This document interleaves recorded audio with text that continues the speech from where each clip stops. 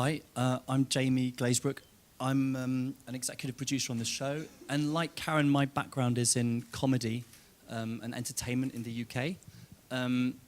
So just when I was finishing up producing a series called The IT Crowd, which stars Chris O'Dowd and Richard Ayoade, I got the call from Caryn saying, you know, she was coming over here and looking to develop comedies, and quite quickly after we met, we realized that there were lots of incredible things happening in drama in the US, and we loved them, and could we unpick what they were doing and do something like that over here? And, you know, I think we're both incredibly proud of Peaky Blinders because that's like a step in that direction, so I'm sure we'll go into that deeper later. Hello, I'm Grant Montgomery. I'm the production designer, and I've designed other shows such as the Boy George bio, Worried About the Boy, Sebastian Fawkes' Bird Song, Crimson Petal and the White, and Stephen Polyakov's Dancing on the Edge. But this was something else. It was quite an epic canvas, and it's something I'm really, really proud of. It is all in purpose is a Western to my way of looking at it. Anyway, there we are. So going back to the beginning of the show, before it existed, so who started it? Who had how did it start? Jamie and I didn't have an office for about 4 or 5 years because I thought it was just ridiculous to be inside of an office because all we ever do is talk and have coffee and meet with writers and have coffee and talk. So we didn't really need an office, and we had no pictures to show, and there was no power implication. So we had an office, which was a virtual office at the Royal Festival Hall, overlooking in the South Bank, overlooking the Thames. And we had all of our meetings there. And one day, we had a meeting with this gentleman named Stephen Knight. And for whatever reason, I think Jamie impressed him. And that was that. He a few weeks later, I don't know, he talks good and stuff. So I said, do you think that guy likes us? Because he's a top screenwriter. He's just brilliant. He'd written Eastern Promises and Dirty Pretty Things, and geez, I mean, you know, we knew he was great, but we didn't know he wanted to work with us. And anyway, I got him out of a bit of a jam at HBO. He was in some kind of a bit of a jam, and I guess he thought we were cool. And like a few months later, he said, "Hey, I've got a TV series. You guys want to help sell it?" We said, "Sure." And that's how it started. And so how did he pitch it to you at the time? Because it's a pretty daring show to set this in London in 1919, gangs, wars and stuff. So how did he sell it to you? Well, the thing about the use of the word daring, I don't think it's daring at all. I just think it's good. I mean, everybody in England always says, oh, it's brave or it's ambitious. To me, it's not brave or ambitious. It just is good. And so he pitched it to us. As he said, I've been thinking about my family. My family is I'm from Birmingham, and my family is part gypsy. And my brother is still a blacksmith. And my dad's family told me as a child about something that happened to him, or I guess it was his uncle, actually was a runner for the real Peaky Blinders. The Peaky Blinders existed in 1919. In fact, in 1919, there were 5 gangs in Birmingham. Who knew? So our relationship began with just him telling this personal family story. I'm the daughter of a minor gangster from Chicago. So I guess, you know, I connected with the story. And then from this point, you had nothing written. It was just oral pitch. Yeah, it was an oral pitch. I think it's worth saying, I think Steve has been thinking about this all his life. And, you know, when we hearing from some old friends of his, they've been saying, oh, he's talked about this in his 20s. This is something he's been piecing together in his mind. And he noticed something interesting in his family background that no one was speaking about. So he started asking questions. And then he pieced it together. And then I think he had the moment that in the UK, we mythologize Downton and aristocrats. And so you see the rich people and sometimes the servants, but you don't see these people very much who are kind of thinking, well, I don't want to be poor, I want to go up, you know? And so I think the idea of creating a mythology that we haven't seen in England, whereas in the US, they do mythologize these gangsters, and that was part of probably the attraction to us because, you know, you could see that, yeah. And when you say you've been thinking of this show all his life, do you think he's been trying to sell it before? Well, we Just found happened out. that you We found out connected? we found out that he had talked to a channel about it 10 years before. Just way into making it, we found out. So obviously he'd pitched it before and it hadn't worked, and just he was waiting for his time. And his own profile was rising all the time. So by the time he pitched it to us, honestly, it was incredible. You saw the entire world in your eyes, in your head. You could just see it all. He described it in detail. And he described the way, in his word, the pubs were cathedrals of light. And he described how the workmen, people in the factories, would drink 2 pints straight down because they were so thirsty from the heat of the factories. And all of this detail, it was very magical. So You're right. He's very convincing. well, no, this was Steve.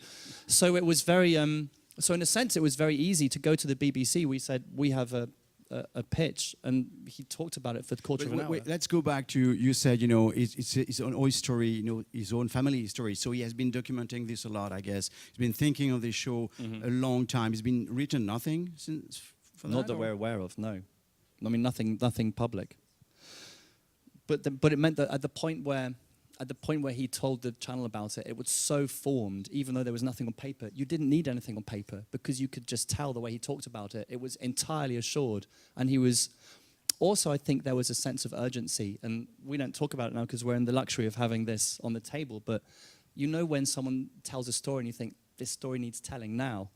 And it was just at the time where everything was collapsing, the financial crisis, and so it was all happening again. There was a time of austerity. When was that? When you sold the show to BBC? What year was that? 2008, the first conversation, maybe 2009. 2009. With the writer or with the network? That's with 2009 with Steve, and then we went very quickly to the BBC. Interesting to say that the time frame is that everything was collapsing, the crisis everywhere, and that show was at the right point. At the right Absolutely. time. I mean, that's part of the key, we think, to the success is that he's telling a very modern story, because not only is it about returning soldiers and a time of austerity, also what you don't see as much in the pilot, but it becomes more and more. He's a criminal and he's trying to move into big business.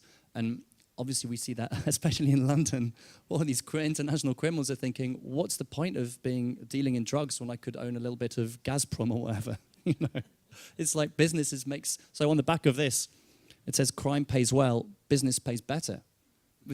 And that's a modern tale that we're still unraveling as we go through the second series, why he's a really contemporary and hero that I think we feel more and more conflicted about. But it meant that at that point, so we pitched it to the channel and they just said, go ahead, write the script. So, yeah, I want to go back to this in terms of details. You go to the network, you pitch them. Just to compare how we do in France or in other countries, you go to BBC, you have a pitch, it lasts a few minutes. He explained his vision of the show. He has nothing written, nothing visual, no pictures, nothing. And the network people say, we want it. So how many people at the network are deciding, and what is the process afterwards? We have a meeting with one person who then goes to tell her head of drama, and then they tell the head of the channel. That's not with us there, but just in case the head of the channel says, oh, I was planning something else exactly in this territory. So just to make sure that the area is clear. But remember, it's not as simple because not every writer comes with something as fully formed, and not every writer is of that sort of high end of Steve that people, when he comes into the room, people sit up and take notice, you know? Yeah. And what you told me earlier is that for that specific project, and it happened for other projects, BBC say, okay, we commission it, come back with a script, which means they don't want on that specific show to see any different steps like the treatment, the scene by scene. They just you go back with a script, which I guess put them in a position of freshness on the project. They have not read all the different steps, which means they're going to discover everything. Yeah. Correct? Exactly. So you how long did it take to write the first script? Every time we meet Steve, he reveals yet another project he's writing on. You know, he'll say, oh, right now he's writing on 5 different projects. We think. So all he does is write. And so for him, it's relaxing to do a bit of World War Z and then do some Peaky Blinders, you know, so. So the time you commission the script, it comes back with a text. It was 8 months. It was probably about 8 months, actually. It was quite a long time, I think. Before he wrote the script? No, the time for him to write the script. I recall it being short. I think I thought he had already had it in the drawer.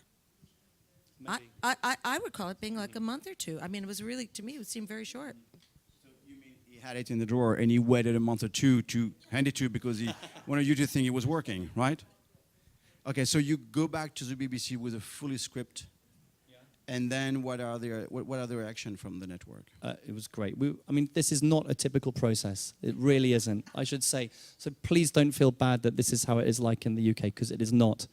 We feel bad anyway. Yeah. So we felt this will never happen again. We gave the script to the BBC, and they said, the head of the commissioning editor said, I have no notes. And so then she gave it to the head of drama, and we all went out for breakfast, and he said to Steve, I love your script. I have just one thought, which is, could you introduce Sam Neill a little bit earlier? So you saw him, that scene when he's on the train. He just felt, and Steve said, yes, good point, I'll do it. And that was it.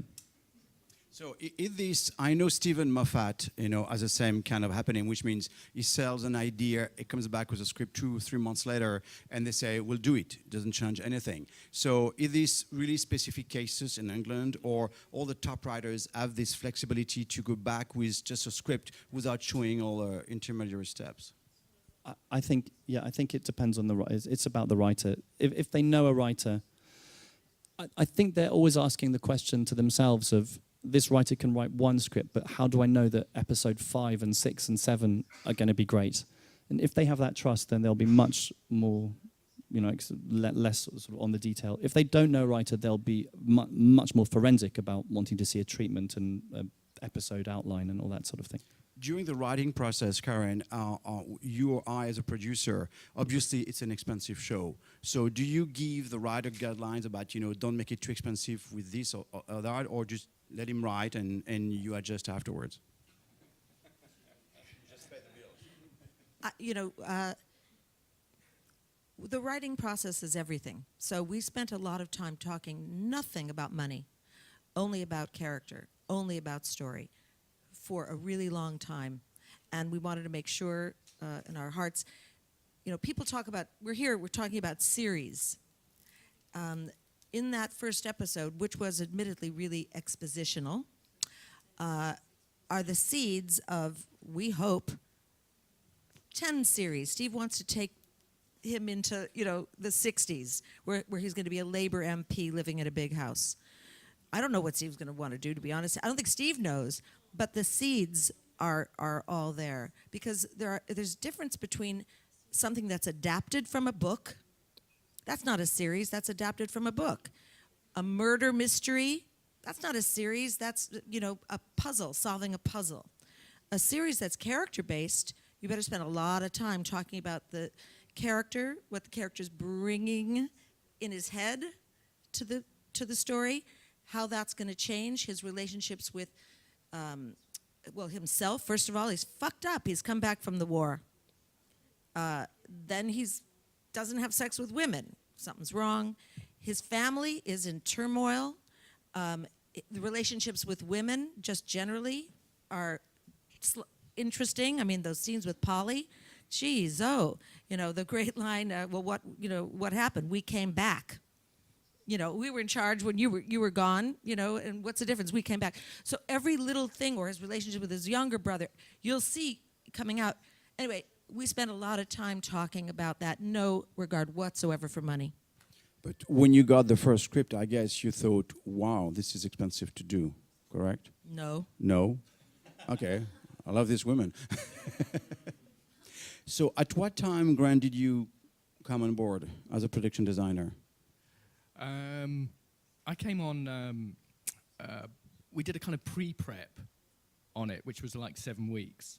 But at that time, the 6 scripts were written? Or did you? The first three were written. I think that's right. The first 3 were written. Yeah, my question back to Caryn is that you got the script, you like it, networks like it, fine. So, and then do you trim it down because it's too expensive, or you say, no, I'm going to find a way to produce what's on the paper? Essentially, the script was like, when you read the first sequence was, it said 1,000 houses. I can't tell, there's not 1,000 houses. And there wasn't, actually, there's only 3 back-to-backs left in Birmingham, and they're owned by the National Trust. and like you can't go there. You couldn't. Birmingham was so transformed that you just knew that you weren't going to find 1,000 back-to-backs that happened to look like they were blackened by the smoke and the industrial smog. You were never going to get that. And essentially, it was the script was essentially written like a movie. The detail that was in the descriptions of the settings were extraordinary. And at that point, you're just sitting there going, okay, you've got to create that world for this character to inhabit. I was sitting there, and I was actually at the interview with Otto and Frith at Tiger, and I sat down and I said, Heaven's Gate. And I think Frith nearly fell off the seat because it was a film that bankrupted US United Artists. And I said, I feel like let's make it like Heaven's Gate. And there was this kind of like, and Otto just like, he was beaming from ear to ear at that point, thinking, gee whiz. And sort of, because the script read like a Western. The opening description of Tommy on his horse with his gun, and you kind of get that whole feeling, that vibe, that it was a Western.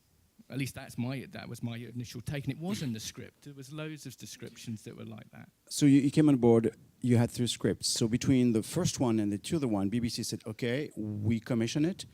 You write 2 more? No, that's not how it works. Once they said, we want to go ahead, we love this script. We just have to get the money. We have to find the money, BBC said. And 6 months to the day later, they said, okay, you can go ahead to production. So it took them a while to get the money for it. And even then, they didn't give us all the money. They only gave us 2/3 of the money. And when I say I wasn't afraid, I'm just an idiot. I should have been afraid. But I didn't know. We hired this wonderful bunch of people, every one of them talented professionals. Wildly talented professionals. These people are wildly talented, these people. And so and Otto and Katie, the producer, and everybody who was involved, I should have thought, oh, shit, that's... I just did it. Actually, it's a really good thing, You don't worry about the money; they worry about the money, which is I like this approach. Let someone else worry about the money. I probably should have. It's lucky I just don't know that much about how much things cost. Yeah, we don't believe you. You know that. When you say that, we don't believe you.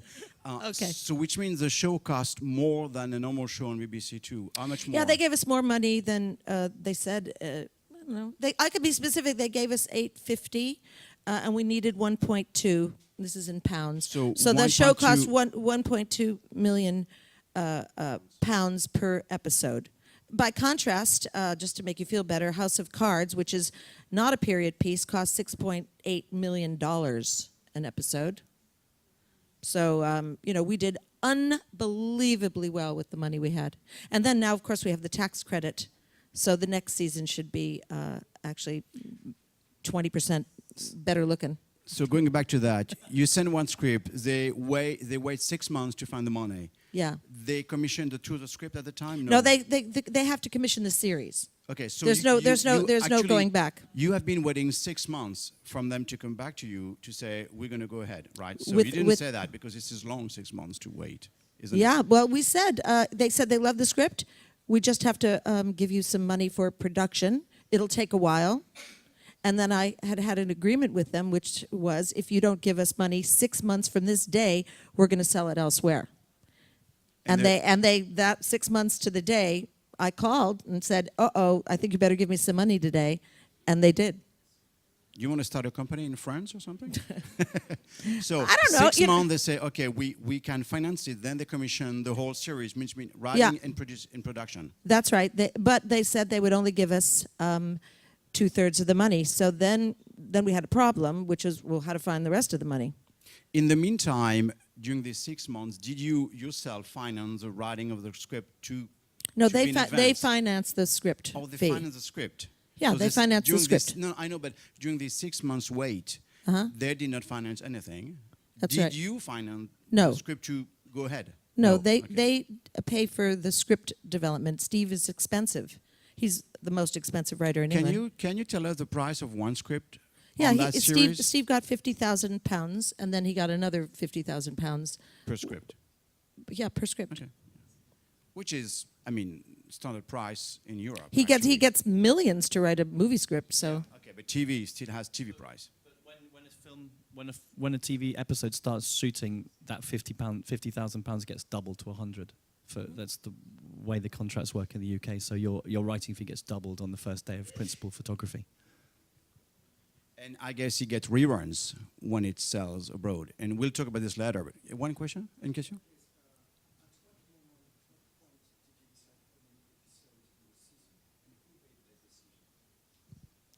we wanted to have a series. The minimal amount of shows you can do for a series is 6. We, of course, I'm from America. I wanted 12. Or 23. Not anymore 23, but 12 is fine. It's very difficult to sell in the aftermarkets, especially in America, with only 6 episodes. It's ruinous for sellers like us to make money.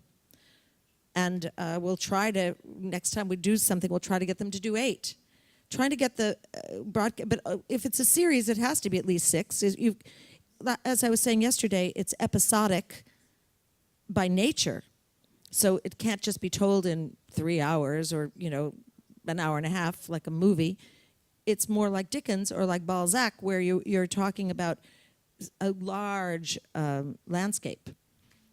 And when the network commissioned the series, do you have from the writer kind of an outline of the whole series or not?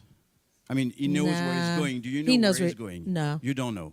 So you just want to be surprised each time when you receive scripts? Pretty much. Oh, that's wildly unusual. Yeah. And when he writes, what do you receive from him? Like treatment or directly the scripts? A script. Directly. Wow. This is cool. So, we discuss it, but he writes it. I mean, it's extremely unusual. It's just, odd. and for you, who is based in London, this is unusual. This type of writing. Can you give us other experiences where it's different with writers? The other experience is really that you tend to work on episodic treatments much more deeply with writers, and so that by the time a script comes in, you're going to know what's going to happen in that script. Whereas with Steve, he almost likes to play it like a magic trick. He sort of sends you a little email saying, script episode 3 is coming soon, I think you'll like it. Raters, he just likes to be a showman, and then sends it through, and you're always surprised by something. Wow, he didn't tell me he was going to do that. So, yeah, it's unusual, but usually it's as you would expect, treatments, long discussions, story breaking. In that case, does that mean for you asking a lot of rewrites or not that much? Not that much. Not that much. That's pretty cool. Okay, so 6 months, BBC says, okay, we're going to finance it. So you put the whole machine, working. So what is the next big step for you to move forward on the project? The next big step is to hire a director, and to board it out. I mean, eventually, we found the money. It wasn't. It was expensive money. We have to pay for that money, and so we're not making money at the moment on it. So just from a financial point of view, it's hard to be a seller because if you want that and you want the music and you want to afford this high quality talent, you're going to do it not for free, but we're not making any money on it because we had to borrow money to get it. Oh, so you had to borrow money. You didn't find co-producers. Did you go around, the world? We did. We asked a whole bunch of people, do you want to have, here's a script. Do you want to give us some money so that we can afford to do it appropriately? Everybody said they'd give us a little bit of money, and we needed a lot of money. We needed, what was it, $350. So I think that's pounds. That's a lot of money per episode. So which means no one wanted to finance it. You borrowed that money right from a bank? No, from a distributor. Oh, okay. So it's an advance money in a way. Yeah. Okay. But still, it's how are you going to recoup that money? I mean, Okay. it's just the way you want to work. Do you want to back your bet? Do you believe in yourself? Do you think it's going to be a hit? You have to say, are you in the business of doing TV shows, or are you in the business of providing hits? So we think it's a hit, Yeah. which is different. And which it is. Grant, then you can come on board, and it's a big production for you. It's a big. So tell me, sets, location. Did you build sets? What? He's got the greatest stories. Okay, good. We're listening. Well, firstly, it's sort of there was the question of budget, because that defines whether you look for location or you build, or you build the sets, and how you work that out. And it's written that you've got all these streets, you've got this kind of industrial city, and essentially that world does not exist in the UK, because it's a working class world. You can go to all the grand houses in the UK, they're all there. The kind of aristocracy, the world of that still exists. So if you want to go off and make Pemberley, there's Chatsworth, there's Castle Howard, there's all of those. But if you want to make a working class, essentially back-to-backs, sort of that industrial world, Birmingham doesn't exist like that. Liverpool doesn't really exist like. It's all been flattened. So you're looking at that and you're going, right, how am I going to do it? And let's look at the budget. And I can say what it could. We had, I think it ended up being about 535,000 to do it. Just for the locations? For the design. For design, okay. 550,000 pounds. Yeah, okay. To do it. And that included doing everything. The dressing. Including the horses. Actually, that was a separate budget. I wasn't going to take that on. There were too many horses. And we did paint a couple of the horses. And anyway, that's neither here nor there. So essentially, that then dictated that, okay, you can't really build a bat lot. You've got to go and search this location. And we were based outside of Leeds, in Leeds. And we looked round the whole of Leeds. We looked round the whole of where is that? South Leeds. London? It's in the north. We shot this in. We're in the north of England. North of England, not yeah, we north shot of this in the north of England, and there's a lot of big old what used to be mill towns, and but a lot of it's all been cleaned up. This was another thing. A lot of the world is cleaned, and it looks fresh and it looks new. So the world we were trying to create was actually a black world. It was dark because of the soot, the fires, and anyway. We found that we were searching. I said, well, what about Liverpool? So we ended up going to Liverpool, and there was these two great exterior locations, one of which was this about, I think it was like 65 houses that were derelict and had trees. And there were people living inside? No, they were empty. just about ready to knock them down. And actually Ringo Starr's house, where he was born, was just along... You know the long street, I don't know whether you saw it, the long street. Well, around the corner from that was Ringo Starr, where he was born. And the Beatles tours were taking taxis round. And everybody was signing in the front of the house. And it's too bad you didn't bring pictures of that before and after. Yeah, it would have been nice. It would have been good. But so we found this, and basically we took it over, and we painted it. We painted each brick, and then basically painted the whole of the exterior to take it back and What put all is the false size windows. of that location in terms of meters or yards? Or It's a big street. It's 65. Big street. 65. That was. Oh, okay. Well, it's interesting, but So, but essentially, Painted every brick. we painted it. Not me physically. Yeah. 3 times. 3 times. It was painted 3 times. you alone. Wow. No, I know. Wow, So right. it's bad breaking work. God, it was sweat. And then we went to this amazing location called Stanley Dock, which gave us the industrial world. And then that gave us our two kind of, I suppose in a sense, our precinct kind of locations.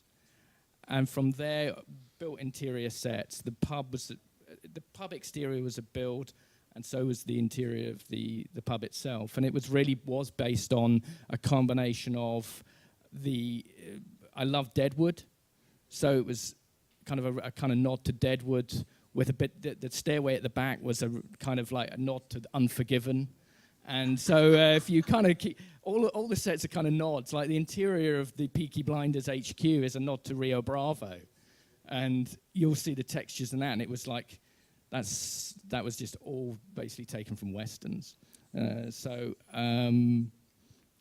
we built those two as major sets, and then it was finding locations that we could convert to give us the rest of the world, and that was basically a big search across outside of Leeds, essentially, and Liverpool. You were shooting, what, 10 days per episode, or 11 days, 12 11 days? I think it's 11-day fortnight. 11 days. So you blocked the whole thing for 4 months, I guess, 4 or 5 months. Did you have I guess you had much bigger prep time than on any other show to do all this? The official prep was 12 weeks, but I'd already done pre-prep of 7 weeks, which was really, really crucial, because you went out with Otto and you scouted a lot, because we really needed to be building at 12 weeks, because we would never have got there.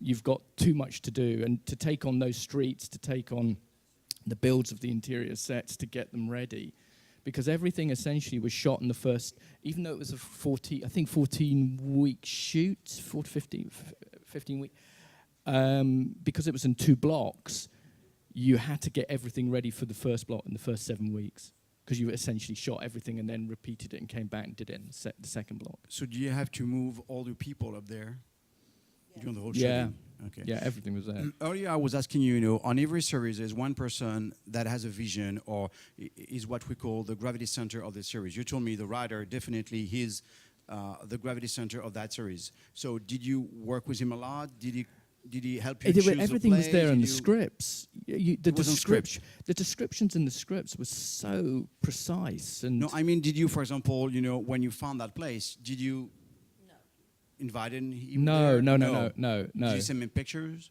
Not even? No, because you knew it was right. You knew it was essentially the right, because they were back-to-backs. They were real back-to-backs. So you knew the look. You could create the look. You knew you could do that. And actually, fundamentally, the slum was a build. We built the slum in that street. I know, but knocked it down. when you say, the writer really has a vision of the show and he knows what he wants and it's in paper, why didn't you take him, on these places just to... I'll answer that, because Steve is a very busy man, and he is someone who loves to be delighted. I've never seen anybody happier than Steve when looking at the first cut. He was directing another movie while we were producing. He was writing and directing another movie while we were shooting that first series. And he doesn't need to be involved in that level. He trusts, like I trust, that if you hire the right people. He trusted us. We trusted Tiger. Tiger was this is a production company. It's our show, but we invited them to... I don't know anything about, nor did Jamie really, about period production in England in 1919. But because they'd done period shows before, we went to people who were wonderful, who were good, who knew how to do this sort of thing. All the key hires we did do, and certainly we hired Otto. But there's a trust that has to be maintained, and Steve trusted. I trusted, Steve trusted. You can't do everything. You're not. He's not a classically trained showrunner. A showrunner in America will look at the sets and approve the wardrobe and do all that business. Steve doesn't do that. He's a writer, but he's so sophisticated that I think he just has terrific judgment. I think he has terrific judgment in Jamie. I think he has terrific judgment in us and in you. And you can't do everything. He's not that guy. He's just a brilliant writer who is articulate about what he wants. It is his show. His show. I heard, for example, that on Sherlock, they've got, I think it's like, 8 million, 9 million on the show, and they got 3-4 more on the iPlayer. Yeah. So it's a big part of the audience actually watching on this device. Definitely. Correct? Definitely. So and what about the sales abroad of the show? We've pretty much sold everywhere, I think. It's been great. I mean, as Caryn said, having 6 episodes is Caryn not is going to helpful. tell me, I don't know the numbers. Caryn is going to tell me, I don't know the numbers of the sales abroad. You don't. They always say that. No, but the big one is, so Harvey Weinstein's picks it up for the US, and he's about to place it somewhere So there. as a remake or as the original series? No, as the original series. As the original series. So So that'll do you hopefully know how be many in the autumn. territories were sold on this show? I honestly don't know. No, like 100 or? Okay. All I And know is we're not getting any money. That's it. they always say that. It's not true. It is true, because we owe so much money. Yeah, yeah. And so season 2 is filmed. It's done. It's in the box. Filmed. We just saw the first cuts of episodes 1 and 2 on Monday and Tuesday. So are you happy with it? Overjoyed, yeah. Cool. Grant's Well, had a this- tougher job. It's 2 years later. They've moved. The world has moved on. Grant's had to build 3 times as many sets as before. Really? Tell us Yeah. more about this. The second season is like you go to a totally different world. Am I allowed to say that? Am I allowed? Basically, because Can you tell us a little bit without unveiling anything? well, essentially, his empire. He now rules Birmingham, but now he's got his eye on London. So he, Wait, which means the season 2 is 2 years after his own story. It's 2 years. 2 years. Why yeah, this 20. choice of not catching him right after, but going 2 years afterwards? Just a writer? Yeah, Steve. Okay. Well, This guy he's is moving. running the world. Steve, I think Steve said to Colin, who's directing it, it's like the first season is opium, the second series is cocaine. And cocaine really burst on the scene in about 1923, which is why he's moved it on. And it proliferated through the London society. And Tommy has basically got his eye on London, and he's going to take it over. And it's got a huge game plan. And it is like a huge chess. He's such an incredible character that he's worked it out. But sort of like we take that on, because in the first season it's also kind of motifs of gold. There's antique golds. Well, in the second season, as you go, the golds become even more because it's a symbol of his ambition. So you'll see different gold, and it all goes quite something. Did you have any problem to keep the actor on season 2 because he's pretty much busy? Or was it really like natural for him to stay on the series? In America, we have options on all actors before we do anything. So every actor signs up, every lead actor, every supporting actor who you know is going to be in that series, so that means every member of the family, for 7 years. 7 years. 7-year contracts, because the difference between America and the rest of the world is we assume we're going to go for 7 years.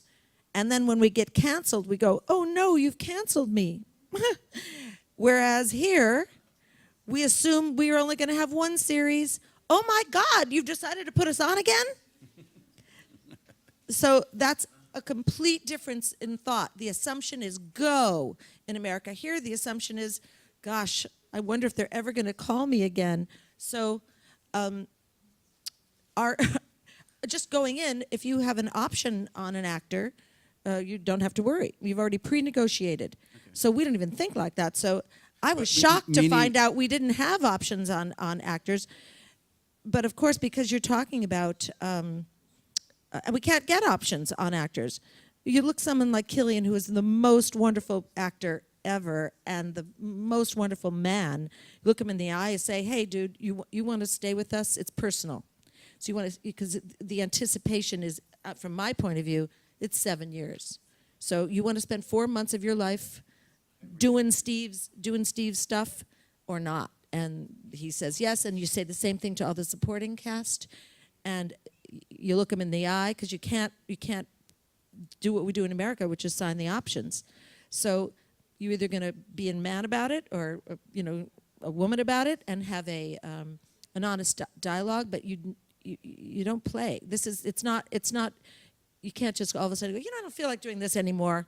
You don't do that to us, to producers who've put money and time in. And the big thing is, don't cast an asshole as your lead.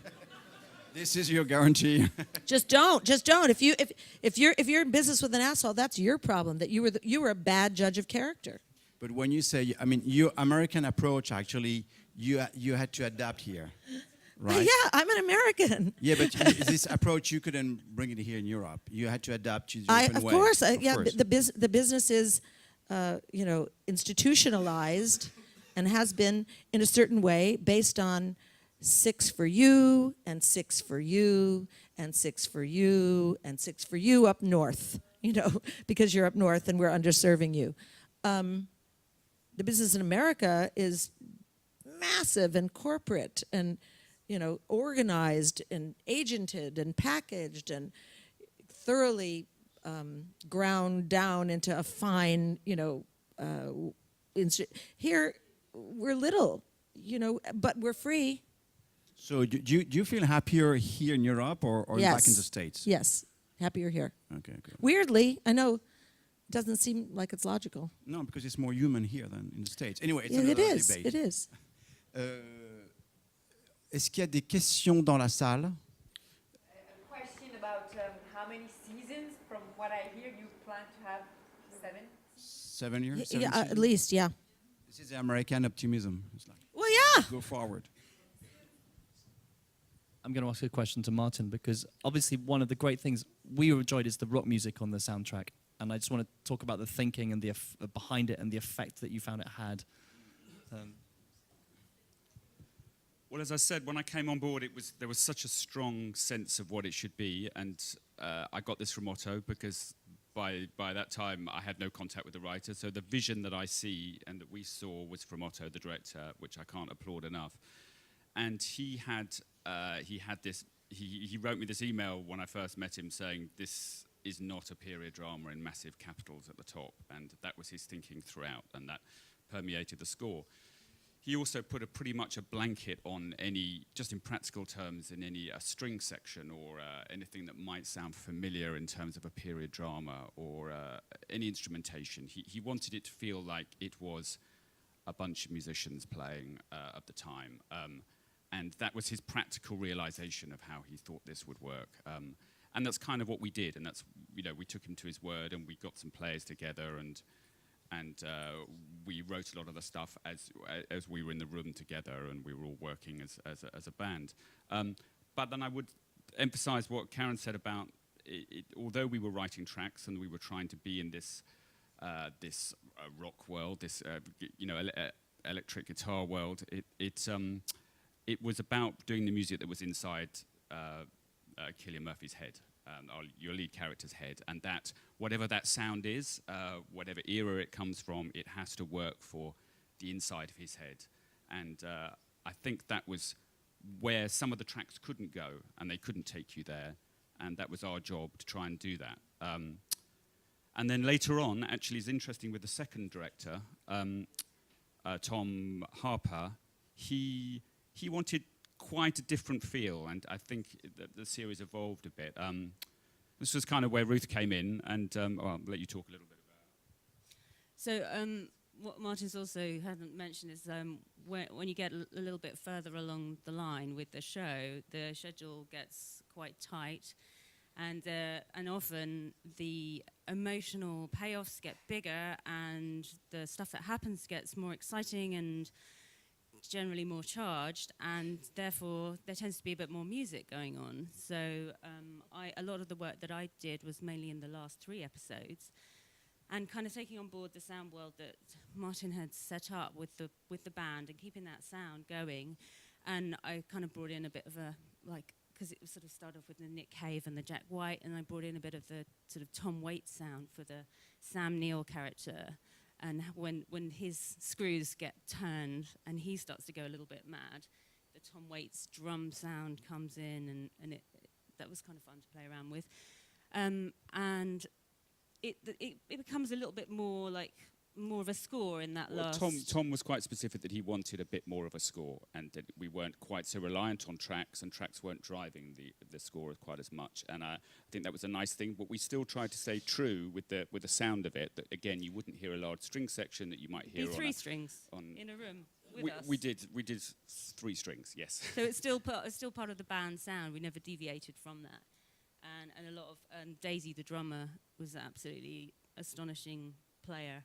And, you know, she was in the room too, and that would be a collaborative process, coming up with rhythms and getting a violinist round to jam on top, the electric guitarist, a harmonica player.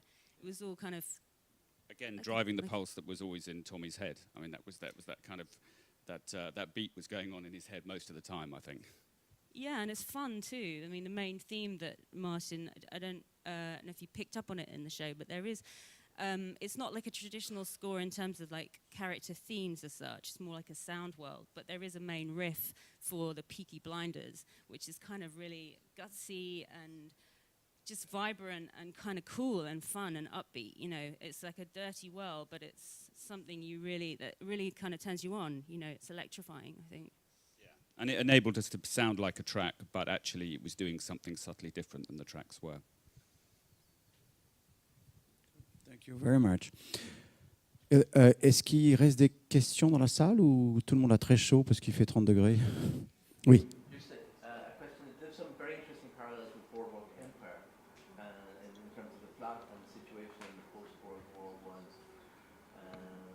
Was that something, well, obviously you must have been aware of it, but did a guy do Steve has never seen Boardwalk Empire, has no idea about it, literally never saw it, and his ideas preceded Boardwalk Empire by 10 years. I've seen a couple of episodes, and I don't think they're comparable at all in a funny way, apart from the established sort of Martin Scorsese take on gangs of New York and what was going on in New York. But because it has never been mythologized, Britain, Birmingham, 1919, the existence of gangs, other than, I guess, the Krays, aren't really a gang, but the idea behind it was pure from Steve.